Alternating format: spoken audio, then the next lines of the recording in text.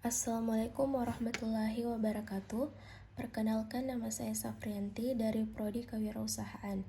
Saya akan membahas tentang segmentasi pasar dan target pasar jasa. Jadi materi yang akan kita bahas yaitu segmentasi pasar jasa, prosedur segmentasi pasar jasa, target pasar jasa, positioning jasa, kriteria positioning jasa. Apa itu segmentasi pasar? Segmentasi pasar adalah strategi pemetaan target konsumen berdasarkan karakteristik, kebutuhan, ataupun perilakunya agar perusahaan mampu mengenali kelompok konsumen tersebut dengan lebih baik. Bisa dikatakan melalui segmentasi pasar, perusahaan dapat mengetahui target konsumen mana yang tepat untuk bisnisnya. Dengan demikian, bisnis diharapkan bisa memberikan hasil secara optimal dan memiliki efektivitas pemasaran yang tinggi. Menurut para ahli, yang pertama menurut Kotler dan Armstrong, segmentasi pasar adalah pembagian sebuah pasar ke dalam kelompok berbeda yang ditujukan untuk melakukan pemasaran sesuai karakteristik, kebutuhan, serta keinginannya masing-masing. Sementara menurut Wright dan Farrell, pengertian segmentasi pasar adalah sistem pembagian pasar menjadi sejumlah konsumen potensial dan tertarget, khususnya untuk jenis pelanggan dengan kebutuhan serta karakteristik yang sama. Prosedur melakukan segmentasi pasar. Yang pertama, tahap survei. Langkah pertama ketika ingin melakukan segmentasi pasar adalah survei. Ya, Anda perlu mengeksplorasi target konsumen terlebih dahulu untuk mengenalinya secara mendalam, entah itu dengan membagikan kuesioner, wawancara, dan lain-lain. Tahap ini akan membantu Anda mengumpulkan beragam jenis informasi dan data yang dibutuhkan dari masyarakat atau sasaran pasar. Yang kedua, tahap analisis. Tahap kedua dari segmentasi pasar adalah menganalisis informasi. Jika Anda telah memiliki data yang dibutuhkan, maka kemudian Anda harus melakukan analisis terhadap informasi tersebut, hingga akhirnya menarik sebuah kesimpulan. Hasil analisis nantinya digunakan sebagai dasar pengelompokan konsumen berdasar segmennya. Yang ketiga, tahap identifikasi. Tahap akhir dari segmentasi pasar adalah melakukan identifikasi. Setelah memiliki data terkait konsumen dan menganalisisnya, Anda kemudian dapat mengidentifikasi setiap kelompok target pasar tersebut.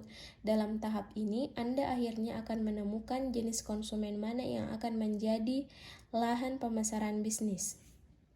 Apa yang dimaksud target pasar?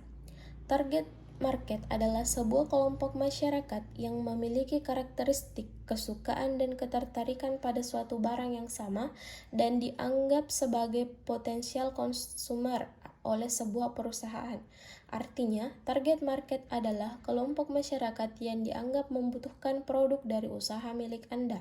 Dengan memahami segmentasi pasar dari produk yang Anda buat, cara branding, pengemasan, dan penyampaian pesan melalui produk juga bisa dilakukan dengan cara yang lebih efektif. Contohnya, jika segmentasi produk dari sebuah perusahaan adalah anak-anak di bawah 5 tahun, maka perusahaan tersebut bisa mengemas produk dengan warna yang lebih mencolok, bisa diubah menjadi mainan, dan bisa dikoleksi agar anak-anak tertarik membelinya. Segmentasi pasar ini bisa dibagi ke dalam banyak kategori umum, misalnya jenis kelamin, usia, tempat tinggal, pekerjaan, gaya hidup, hobi. Tetapi menentukan segmentasi konsumen juga bisa dilakukan dengan melihat kategori yang lebih detail seperti agama, penghasilan, ras, edukasi, status perkawinan. Semakin detail kategori dari segmentasi pasar, maka semakin sedikit pula potensial buyer yang tercatat untuk produk tersebut. Tapi Anda bisa jadi memfokuskan pengembangan produk secara spesifik agar dijadikan langganan oleh konsumen. Positioning produk jasa. Positioning mencakup perancangan, penawaran, rancangan penawaran, dan citra perusahaan agar target pasar yang telah dibidik dapat mengetahui dan menganggap penting posisi suatu perusahaan di antara para pesaing.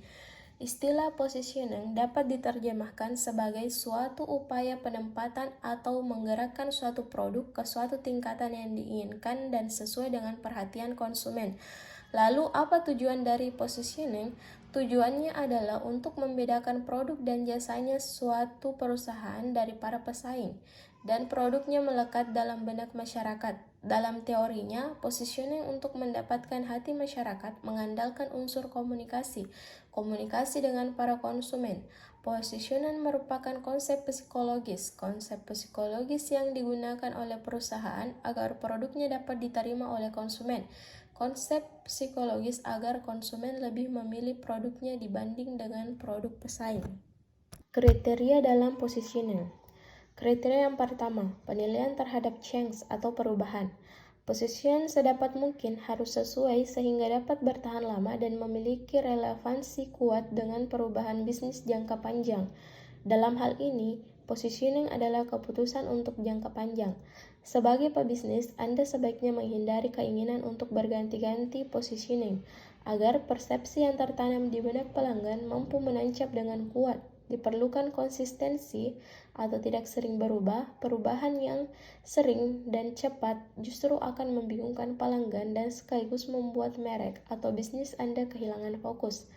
Kriteria yang kedua, penilaian terhadap kompetitor atau pesaing. Agar dapat merumuskan positioning yang tepat, Anda harus mampu menilai kompetensi yang terjadi dalam industri di mana bisnis Anda berada, bahkan terhadap produk substitusi yang mungkin mengganggu produk Anda.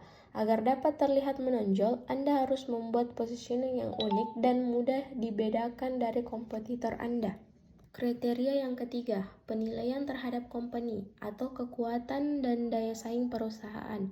Lakukan pengukuran terhadap kapabilitas internal bisnis atau perusahaan Anda ketika merumuskan positioning. Dengan demikian, Anda dapat membuat positioning yang mencerminkan kekuatan dan daya saing bisnis Anda secara optimal.